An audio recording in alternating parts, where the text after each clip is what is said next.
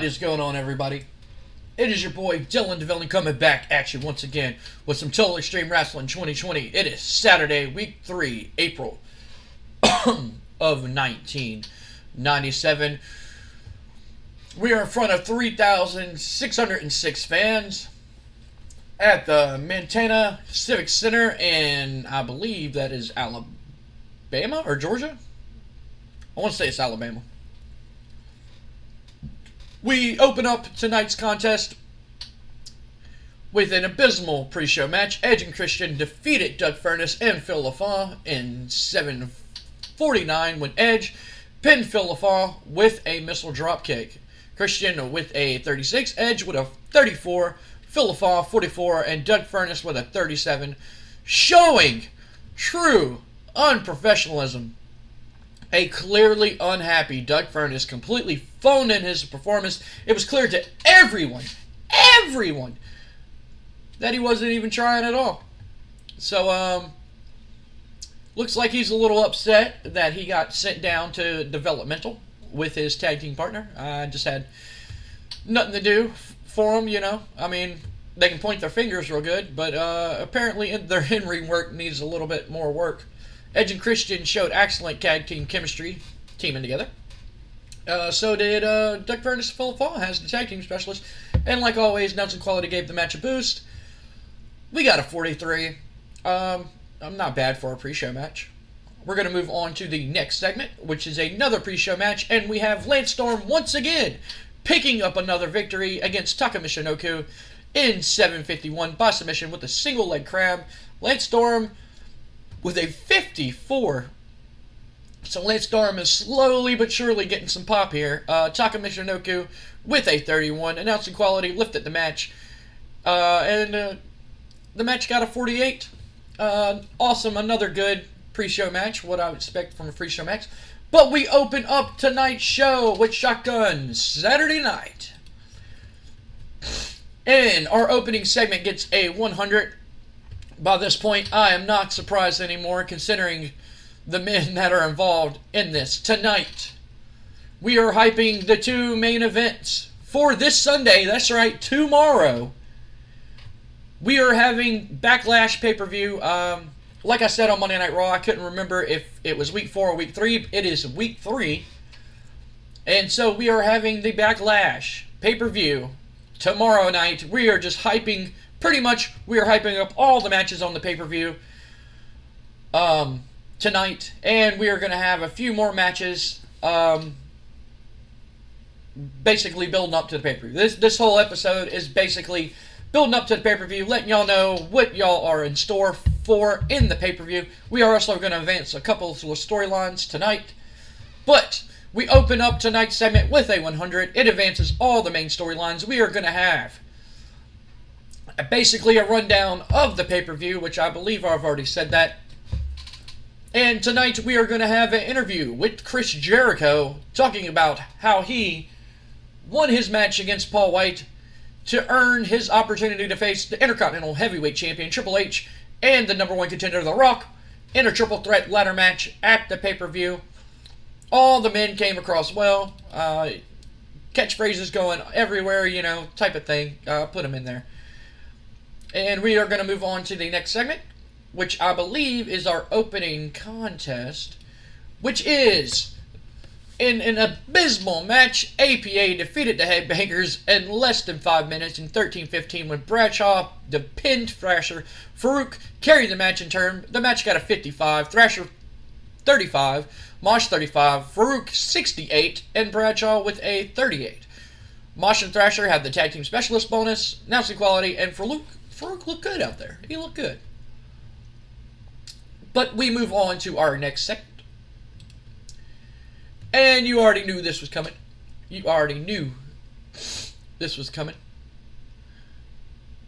After the match, we have Jeff Jarrett and Shane Helms looking at the monitor, watching Shane Helms' personal bodyguards that he paid for, Farouk and Bradshaw. And Shane Helms, once again, what did I tell you? What did I tell you, Jeff? Look at these guys, man. We have nothing to worry about. Well, I shouldn't say we. I mean, I got nothing to worry about. But if I'm protected, that means you're protected. All of a sudden, you hear him They're like, finally, I got my hands. I got you right where I want you. And then Jeff Jarrett and Shane Helms look, and they're like, oh, crap, the Steiners. And Shane Helms goes, not the Steiners. And he goes, yeah, you goddamn right, it's the Steiners, Scott Steiner said. He goes, week after week, day after day, show after show, we try to hunt you down to invoke our rematch clause, but every single time we try to get a rematch, it's some skinny-ass little punks who think they're LL Cool J, or some stupid little punks who like to dress up like vampires and pour blood all over me and my brother, or some fat asses who thinks they can get it away with my World Wrestling Federation World Tag Team title shots. Well, I ain't get time for that, because there's nothing funner than the Steiners, and we are the best professional wrestling tag team in the world. And Shane Helms just stops him and goes, look, we heard all this stuff before, right? How you're a genius at math, how you like fat asses. We don't care, okay? We don't care. Like everybody else here, you want a shot for my tag team title? Then you're going to have to prove it in the ring. And Scott Steiner goes, all right, well, what do you want? Shane Helms goes, you know what? I can't speak for Jeff here, but I ain't no little wussy who runs away all the time. I'm a real man. And Scott Steiner goes, oh yeah, you're a bigger man than me. And Shane Helms goes, yeah, I'm a bigger man than you. And tonight, I'm going to prove it. And I'm going to beat you right in the middle of the ring. And Scott Steiner starts laughing. He goes, you're going to beat me. You're going to beat me. Yeah, okay. Yeah, all right. Well, when I leave you in the ring, screaming in pain, I'm going to take your old lady back to the hotel room and make her scream my name. And Shane Helms he shoves Steiner. And Steiner's like, what the hell, this little punk? And then Jeff Jarrett breaks it up. He goes, hold on. He goes, Shane wants you one-on-one tonight. Well, I say, Shane, you go out there and prove that you're a man. Shane goes, I will. And Steiner goes, well, I don't like to wrestle for free on free TV. So let's make this interesting. If I beat your scrawny pencil neck Kevin ass tonight, then you, at the pay-per-view, will give us a World Wrestling Federation World Heavyweight Tag Team Championship match. And if we lose, and if I lose, then we'll be at the back of the line with the Jock Squad. Shane and Jeff look at each other, and Shane goes, yeah, okay. Jeff goes, all right then. You got yourself a deal. If Shane wins, you're at the back of the line. But if you can beat Shane tonight, then brother, you got your match for the World Wrestling Federation World Tag Team titles at Backlash. Scott Steiner goes, he shoulder bumps Shane Helms, and he's like, see you in the ring! And he walks to the back. There needed to be a little more star power in the segment in order to successfully have Jeff Jarrett fighting for so long. I don't know why I put him fighting, but okay. The announcing quality lifted the segment, and color commentary lifted the segment. The segment got a 64. Will Shane Helms defeat Scott Steiner, or will Scott Steiner leave him laying in the back screaming in pain while he takes his old lady back to the hotel room and make her scream Scott Steiner? Because nothing's finer than Scott Steiner. Well, who will win? Let's find out. And in a 53, in a bout that had terrible wrestling, non-existent crowd defeat, I'm sure the fans were eating this match up like crazy. I mean, come on now. We had Scott Steiner defeated Shane Helms by a submission with a Steiner recliner. I need to change that. I keep saying, I need to change that, and I never freaking do. But he beats Shane Helms with the Steiner recliner, also known as the Camel Clutch. The match got a 53. Not bad. And Shane Helms with a 41. Shane Helms putting in work. I didn't think he was going to pull off them numbers, but Shane Helms has been on TV, so his popularity plays a huge part in a lot of the in-ring performances here in the World Wrestling Federation. It's not just performance, it's more based on popularity. And Scott Steiner with a 63. Announcing quality lifted the match and color commentary. Match got a 53.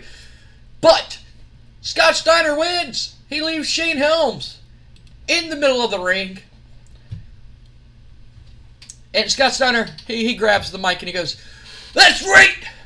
At Backlash, me and my brother Rick, we're gonna get our 101 rematch for the World Wrestling Federation World Heavyweight Tag Team titles.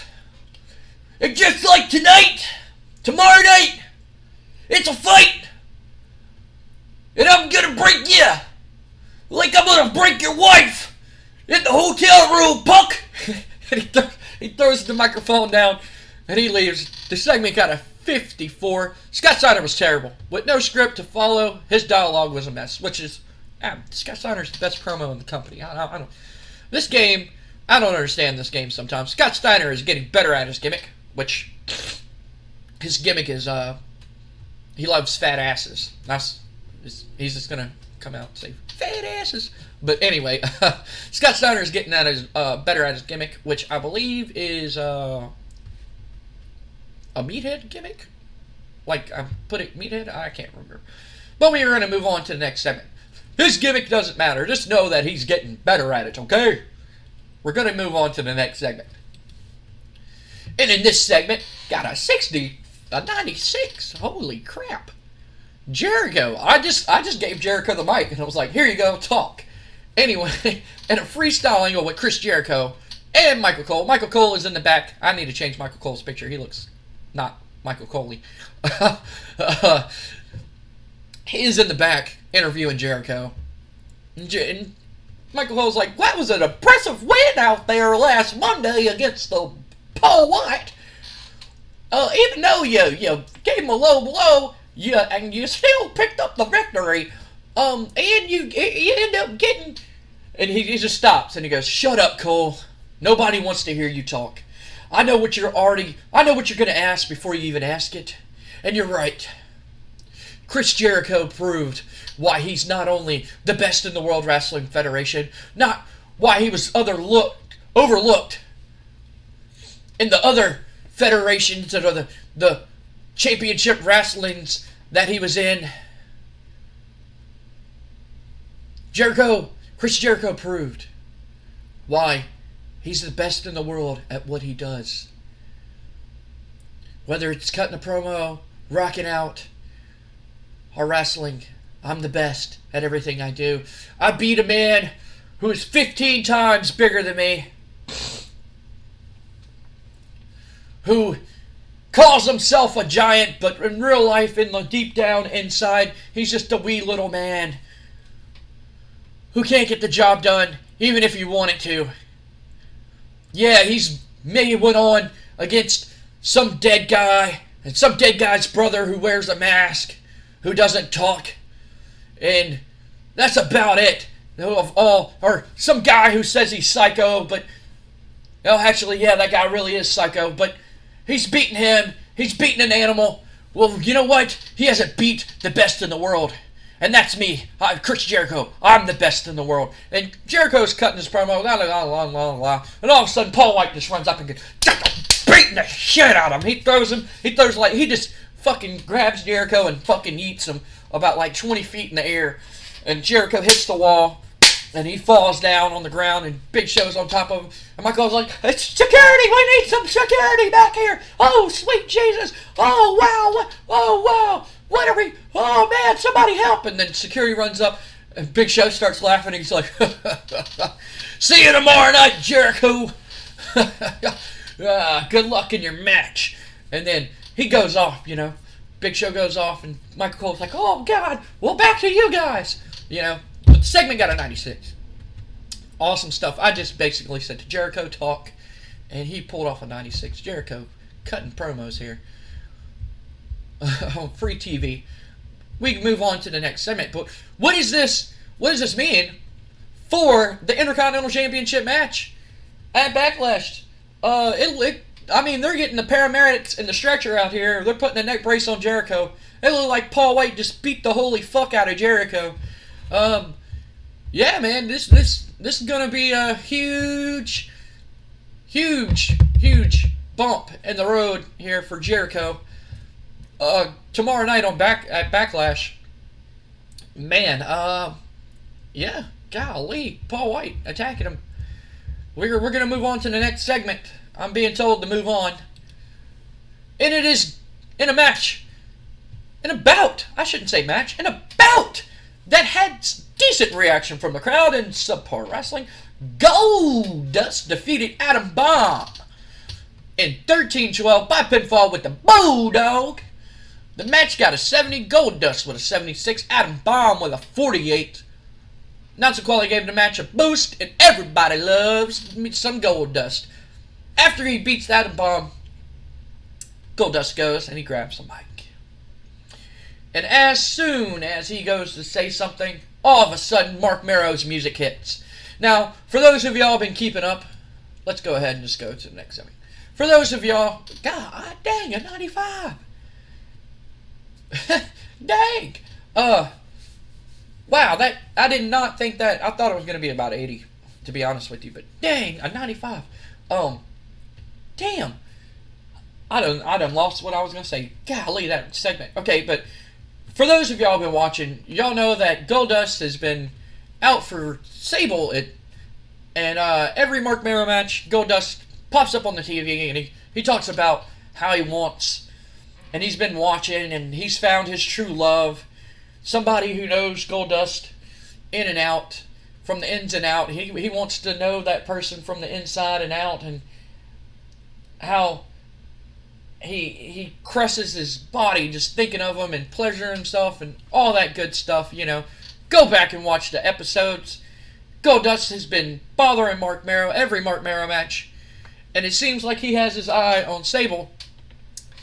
As we know, Melina basically turned her back on Goldust for the Kid, or X-Pac. He's the Kid on this save, but X-Pac, the team up with X-Pac, and X-Pac is in rehab. He was going to be a big part of the light heavyweight division, and he ended up failing a drug test, so I had to send him away for a little while.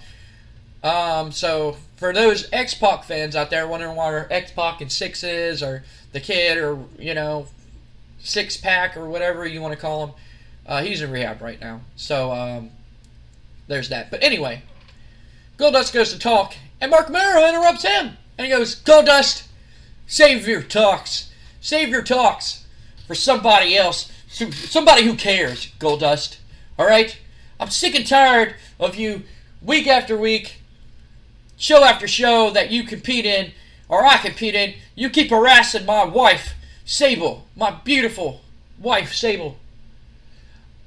Okay? I see that you like blondes. I mean, you're all dressed up with blonde wig and your gold face and all that stupid stuff. Alright? You're a freak, okay? You're just this nasty, nasty man, and you're a freak. What you need to do is you need to go to church and find Jesus. That's what you need to do with your nasty self. Okay? But this Sunday, you might want to go to church and pray that I'll beat the holy hell out of you this Sunday at Backlash. That's right. I went to Shane McMahon and I put in a complaint that I wanted your ass in the ring this Sunday at Backlash. And Goldust stands there and he smiles. And then Goldust grabs the mic and goes, Mark, how good it is to see you. And you brought Sable with you as well. Oh, how delightful. You see, Mark, I'm so happy that you asked and received the match at Backlash this Sunday, because you have given me everything that I want. But after I make an example out of you, I will make an example out of Sable also. Oh, yes. You've given me everything I wanted, Mark. So, I'll see you tomorrow at Backlash, Mark. And as for me going to church, I think I'd rather go to a freak show instead. Segment got a 95. I'm really happy that segment got a 95. Goldust worked the crowd well. Obviously, he pulled off a 95, and he liked not using a script. I really don't like giving my wrestlers a script. Some of them need them. Scott Steiner. But, I mean, not really. But I don't like giving them a script. But anyway, there I go, rambling. But we're going to move on to the next segment. Oh, yes. See, I thought this was going to do a lot better than the Mark Maris segment. But, hey, all of them can't be winners. Anyway, in a freestyle segment, angle with Vader, Shane McMahon, and Owen Hart. We see Shane McMahon sitting in his office, and walks Owen Hart, and he goes, You called for me, Shane? Shane goes, Yes! Yes, I did. But we have to wait 1 second, and all of a sudden, you see Vader just open the door and walk in, and he just stands there. He doesn't say a word.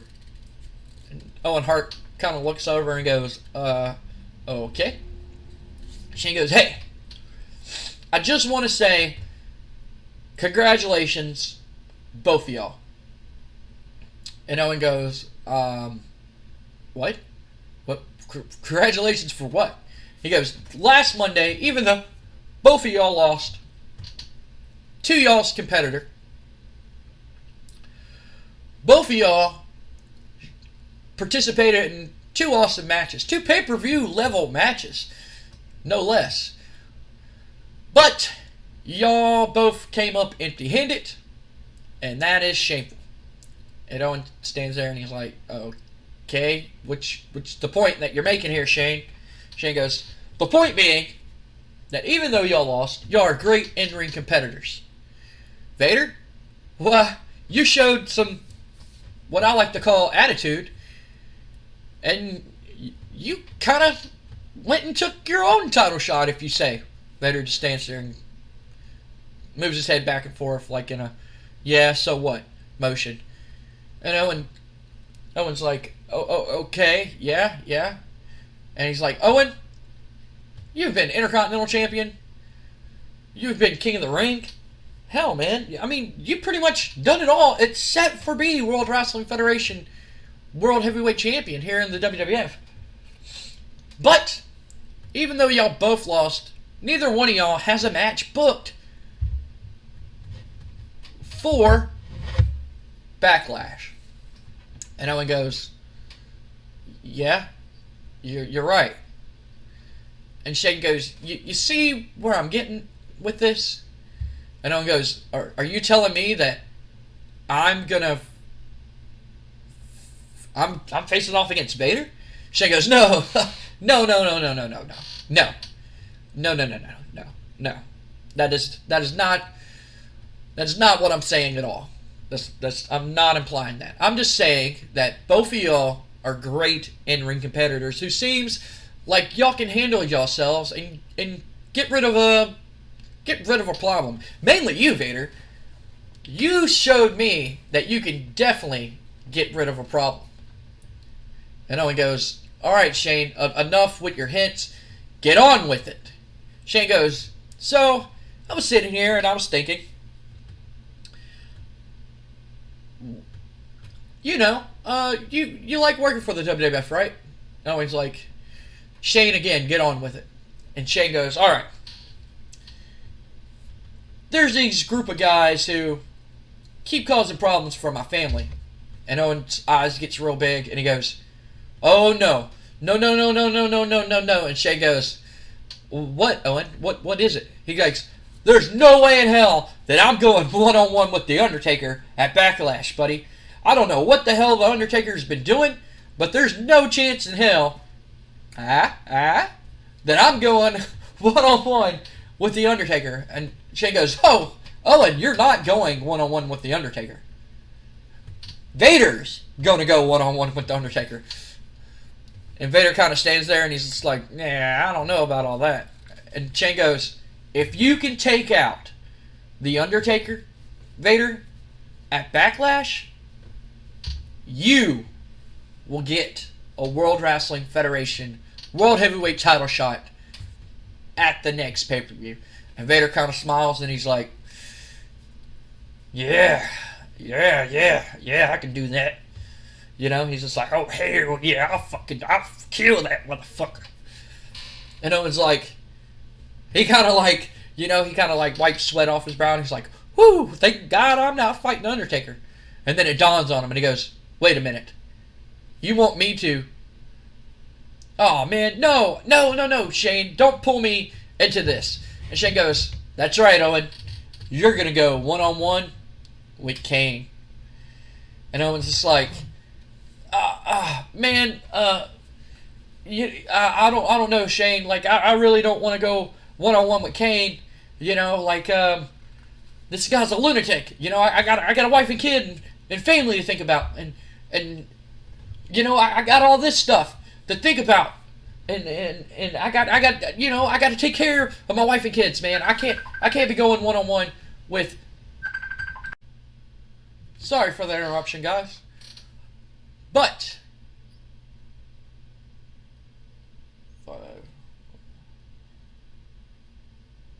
And Shane goes, oh, no.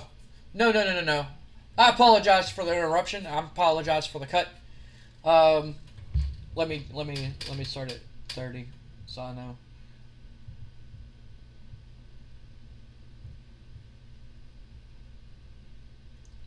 Sorry for the interruption, guys. But like I was saying, Shane's like, yeah, you're gonna go one-on-one with Kane. Owen's like, no, I'm not. I got a wife and kid to think about. I'm not going in the ring with a crazy lunatic. I did that at Wrestlemania, and I barely survived. And Owen goes, I'll tell you what. If you beat Kane, then if both of y'all beat y'all's competitor, right? Then I'll give y'all both a World Wrestling Federation World Heavyweight title shot against the winner. And whoever can do it the fastest, I will give you the first title shot. No one goes, yeah, no, I'm still not going against Kane. No one goes, all right, man, I thought you would be the guy to get the job done, but I guess not. I guess you're not booked for Backlash then. And Owen goes, great, yeah, that's awesome. Thank you, Shane. Thank you for giving me the night off. And he goes, I never said you had the night off. I just said you wasn't booked. You're still going to show up and be there in case, I might need you. And Owen's like, yeah. And no one goes to leave the office, and Shane goes, oh yeah, by the way, Shane, if you just so happen to poke your nose into your brother's match, then I'm going to suspend you indefinitely without pay. And Owen's like, what? Shane's like, I think you hurt me. And Owen just kind of like gets mad and slams the door. And then Owen looks at Vader and is like, so, you think you can get the job done, huh? Vader's like, yeah. And then we get Vader's face, he's doing all that stuff right there. And then we go to commercial. And when we come back from commercial, we have the main event of tonight in a decent match. Ken Shamrock defeated Ahmed Johnson by submission with an ankle lock. Ken Shamrock with a 71 and Ahmed with a 68. The match got a 55. Probably because it wasn't associated with storyline. They like storylines in my company too. The match suffered for a lack of selling being displayed, and there was times that somebody needed some more psychology because this match sucked. Anyway, we're going to move on to the next segment. Ken Shamrock picking up another win here in the World Wrestling Federation. We're going to move on to the next segment. And it is a rundown of the pay-per-view. First up, we have the co-main event of The Rock versus Triple H and Jericho in a ladder match for the Intercontinental Heavyweight Championship. After the attack of the Big Show, we do not know if Jericho is going to be in the match or not, but Jericho, He shows no mercy. He shows no giving up whatsoever. So he might be in the match. He might not be in the match. We are going to find out. This rivalry has been heating up since WrestleMania. The Rock losing to Dwayne Gill in the main event of WrestleMania. And Shane Helms pretty much said The Rock was the future of the company. He believes The Rock could be the future of the company. And put him against Triple H. Also, The Rock has been quite friendly with Stephanie McMahon. Shane McMahon's little brother and Vince's daughter. The Rock has been getting kind of friendly with her, taking her out, taking her out on dates. Nothing official yet. They never said they were dating. It's just, I guess, friends and everything. Triple H, the degenerate. The guy who tells everybody to slama lama dong ding dongy, is the Intercontinental Champion, Intercontinental Heavyweight Champion of the World Wrestling Federation. He's been holding on to the title ever since defeating Goldust, I believe, for the Intercontinental Championship. Triple H is not looking to lose this title. He doesn't care what kind of match it is. He's going to win. And Chris Jericho saying that he is the best in the world. Can Jericho prove that he's the best in the world this Sunday at Backlash and win the Intercontinental Championship? Or will it be The Rock? Or will it be Triple H, Hunter Hearst Helmsley, once again retaining his Intercontinental Heavyweight Championship? Segment got 100, and we move on to the next segment. What is our main event? Now this one, ladies and gentlemen, I'm excited for. And this is the final battle between Bret the Hitman Hart and Stone Cold Steve Austin. But this time, all the fucking chips are on the table. This will be for a newly vacated World Wrestling Federation World Heavyweight Championship. For those of y'all watched, y'all already know how this match came about. For those of y'all not watched, I'm gonna catch you up in just pretend that you're watching all this as we go, like the little hype package video. It was Bret versus Steve Austin. This rivalry started at the Royal Rumble. Before the Royal Rumble, these two men have been at each other's throats for almost over a year now. I'm pretty sure it's been over a year now. They've been at each other's throat. Steve Austin calling out Bret the Hitman Hart when Bret Hart was at home. He took his ball and went home.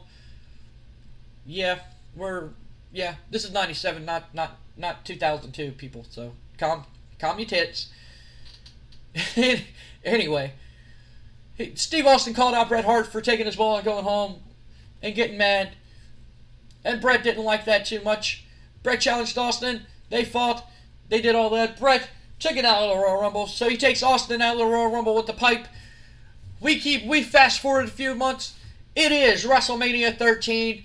It is a I quit match. You have to make your opponent say I quit. Steve Austin refused to say I quit. He'd rather fucking pass out from lack of blood. He didn't say I quit, which caused a huge controversy. The next night on Monday Night Raw, we had a new number one contenders match. Must be a winner. Owen Hart interfered in that match, giving Bret Hart the win. But in the background, Vader attacked our beloved World Wrestling Federation Heavyweight Champion, Dwayne Gill. That's right, Dwayne Gill, the true WWF Champion. Attacked Dwayne Gill, smashing the Wing Gill belt to pieces, just smashing it. It's not even recognizable anymore. Shane McMahon said we are going to have a new championship and a new champion. Dwayne Gill is not medically cleared to compete. We do not know how long Dwayne Gill is going to be out for.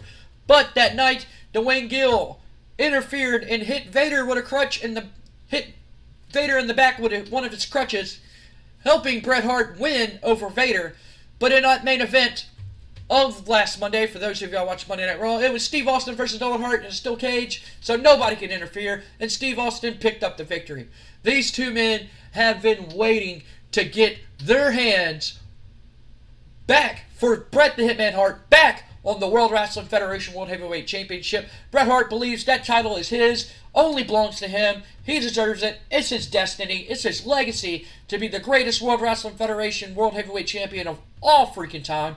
Better than Hulky Hogan, better than the Nacho Man, better than the Warrior who's ultimate, better than anybody who's ever, especially the Heartbreak Man, better than everybody who's ever held the World Wrestling Federation World Heavyweight Championship. Bret Hart is saying that it's his legacy, it's its destiny to be champion. And Stone Cold Steve Austin is saying that his opportunity starts now, that his opportunity starts now. That he is going to go into Backlash, he's going to win the World Wrestling Federation World Heavyweight Championship for the first time, and usher in a new era in the World Wrestling Federation. But Bret Hart, being the family man that he is, doesn't stand for Steve Austin's morals of shooting the bird, drinking, cussing, doing whatever the heck he wants. Bret Hart has standards. Bret Hart has morals. Bret Hart competes not only for his beloved fans, not only his beloved Canadian fans, but Bret Hart does it for honor and tradition. I mean, he's a Hart. He comes from one of the greatest wrestling families of all time. Steve Austin, the rowdy, redneck, beer-drinking, hell-raising, bird-slinging, Stone Cold, stunner-giving son of a SOB, DTA, mother tucker. Oh, hell yeah! Who is going to walk out as the brand new World Wrestling Federation World Heavyweight Champion? Is it going to be Bret the Hitman Hart once again? Or will it be a new era with Stone Cold Steve Austin? Tune in this Sunday, Backlash. It's not going to be Sunday in real life, but it's going to be the next day, Backlash, pay-per-view.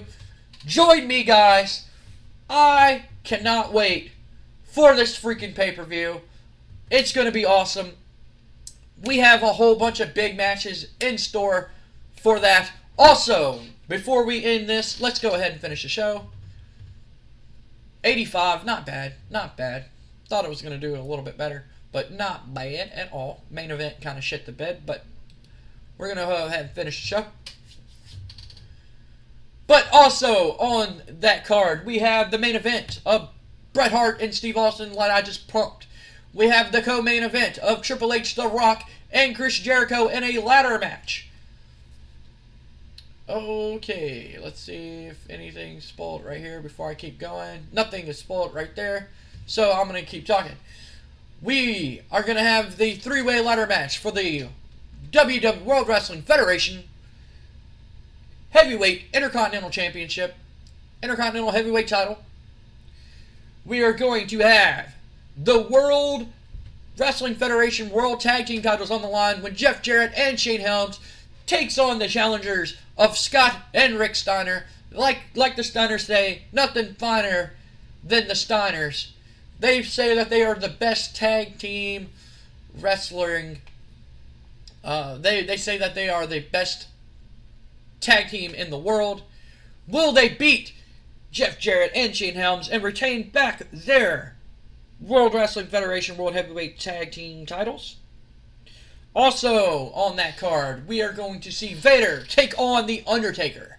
If Vader can take out The Undertaker, which has been a thorn in the McMahon family ever since The Undertaker killed Linda McMahon, and ever since the debut of Sting showed up here in the World Wrestling Federation. Now, let me remind you, Sting is not a signed WWF competitor. Sting is still working for WCW.